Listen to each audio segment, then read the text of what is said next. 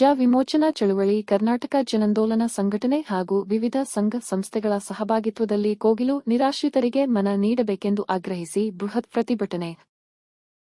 ಕೋಗಿಲು ನಿರಾಶ್ರಿತರಿಗೆ ಮನೆ ಕೊಡಿ ಅಥವಾ ಜೈಲಿಗೆ ಬಿಡಿ ಎಂದು ವೇದಘೋಷವೊಂದಿಗೆ ನೆತ್ತಿಗೊಂದು ಸೂರಿಗಾಗಿ ಆಗ್ರಹಿಸಿ ಬೃಹತ್ ಪ್ರತಿಭಟನೆ.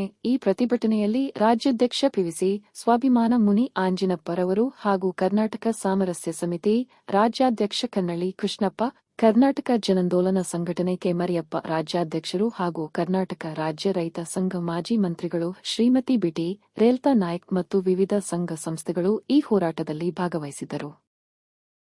ಈ ಪ್ರತಿಭಟನೆ ಕುರಿತು ಕರ್ನಾಟಕ ಜನಾಂದೋಲನ ಸಂಘಟನೆಯ ರಾಜ್ಯಾಧ್ಯಕ್ಷ ಮರಿಯಪ್ಪ ರವರು ಸುದ್ದಿಗಾರರೊಂದಿಗೆ ಮಾತನಾಡಿ ಕೂಡಲೇ ಸರ್ಕಾರ ನಿರಾಶ್ರಿತರಿಗೆ ಮನೆ ವಸತಿ ಕಲ್ಪಿಸಬೇಕೆಂದು ಸರ್ಕಾರಕ್ಕೆ ಆಗ್ರಹಿಸಿದರು. ಲೇಔಟ್ನ 148 ದಿನ ಆಗಿದೆ.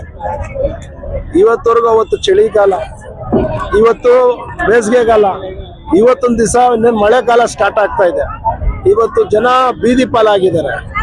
ಇದಕ್ಕೆ ಕೂಡಲೇ ಸರ್ಕಾರ ಎಚ್ಚೆತ್ತು ಅವ್ರಿಗೇನು ಭರವಸೆ ಕೊಟ್ಟಿದ್ದೀರಿ ಸಿದ್ದರಾಮಯ್ಯ ಅವರು, ಜಮೀರ್ ಅಹಮದ್ ಸಾಹೇಬ್ರು, ಏನು ನೀವು ಭರವಸೆ ಕೊಟ್ಟಿದ್ದೀರಿ ಆ ಭರವಸೆದಂತೆ ಈ ಜನಕ್ಕೆ ನಿವೇಶನ ಸಿಕ್ಕಬೇಕು. ಅವ್ರ ನತ್ತಿಗೆ ಸೂರಿಲ್ದಂಗಿದ್ದಾರೆ, ಇವತ್ತು ಬೀದಿನಲ್ಲಿ ಬಿದ್ದಿದ್ದಾರೆ, ಅವ್ರಿಗೆ ಮನೆ ಸಿಕ್ಕಬೇಕು. ಇಲ್ದಿದ್ದ ಕಾರಣ ಉಗ್ರವಾದ ಹೋರಾಟ ವಿಧಾನಸೌಧ ಮುತ್ತಿಗೆ ಆಗುವಂತ ಕೆಲಸ ಆಗುತ್ತೆ.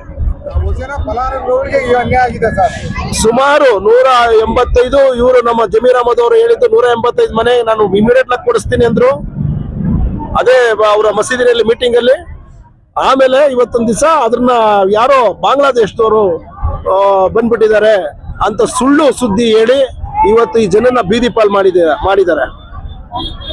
ಸರ್ಕಾರಕ್ಕೆ ಎಚ್ಚರಿಸ್ತೇನೆ, ಯಾರೋ ಮಾತು ಕೇಳೋದಲ್ಲ. ಸರ್ಕಾರ ಖುದ್ದಾಗಿ ಪರಿಶೀಲನೆ ಮಾಡಿದೆ. ಅಲ್ಲಿ ಐಡೆಂಟಿ ಕಾರ್ಡ್ ಇದೆ, ವೋಟರ್ ಐಡಿ ಇದೆ, ಆಧಾರ್ ಕಾರ್ಡ್ ಇದೆ. ಎಷ್ಟು ವರ್ಷದ್ದು ನಿಮಗೆ ಬೇಕೋ ಅಷ್ಟು ವರ್ಷದ ಇದೆ. ತಗೊಂಡು ಆ ಜನಕ್ಕೆ, ಆ ಬಡ ಜನಕ್ಕೆ ಒಂದು ಸೂರು ಸಿಕ್ಲಿ ಅಂತ ಈ ಸಂದರ್ಭದಲ್ಲಿ ಹೇಳಕ್ ಇಷ್ಟಪಡ್ತೀನಿ. ವೋಟರ್ ಐಡಿ ಮಾಡಿಸ್ಕೊಂಡವ್ರೆ, ಇಷ್ಟು ವರ್ಷದಿಂದ ಜೀವಂತ ಇದ್ದಾರೆ, ಇವಾಗ ಏಕಾಏಕಿ ಹೊಡೆದಾಕಿದಾರಲ್ಲ, ಯಾವ ರೀತಿ ಖಂಡನೆ ಮಾಡ್ತೀರಿ? ನೋಡಿ, ಕೃಷ್ಣ ಬೈರೇಗೌಡ ಬಂದು ಪರಿಶೀಲನೆ ಮಾಡಿ ಎಲ್ಲ ಮಾಡಬೇಕಾಗಿತ್ತು.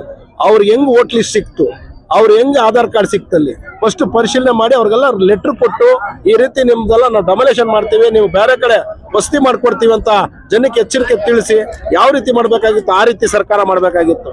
ಎಲ್ಲ ಇದ್ದೂ ಅದು ಡೂಪ್ಲಿಕೇಟ್ ತರ ಎಲ್ಲರೂ ಬಿಂಬಿಸ್ತಾ ಇದ್ದಾರೆ. ಬಾಂಗ್ಲಾದಿಂದ ಬಂದ್ಬಿಟ್ಟಿದ್ದಾರೆ ಇವರು, ಇವರು ಅಂತ ಈ ರೀತಿಯಾಗಿ ಸುಳ್ಳು ಸುದ್ದಿನ ಅಬ್ಬರಿಸಿ ಇವತ್ತು ಜನನ ಬೀದಿ ಪಾಲ್ ಮಾಡಿದ್ದಾರೆ. ಸೊ ಅವ್ರಿಗೆ ಶುದ್ಧ ಮನೆ ಇವತ್ತೊಂದು ದಿವಸ ಎಲ್ಲಾ ತರ ಸವಲತ್ತು ಸಿಕ್ಬೇಕು. ಇವಾಗ ಮಳೆಕಾಲ ಸ್ಟಾರ್ಟ್ ಆಗ್ತಾ ಇದೆ, ಇನ್ನ ಸಾವು ನೋವುಗಳು ಆಯ್ತು ಅಂದ್ರೆ ಎಲ್ಲದಕ್ಕೂ ಹೊಣೆ ಸರ್ಕಾರನೇ ಆಗುತ್ತೆ.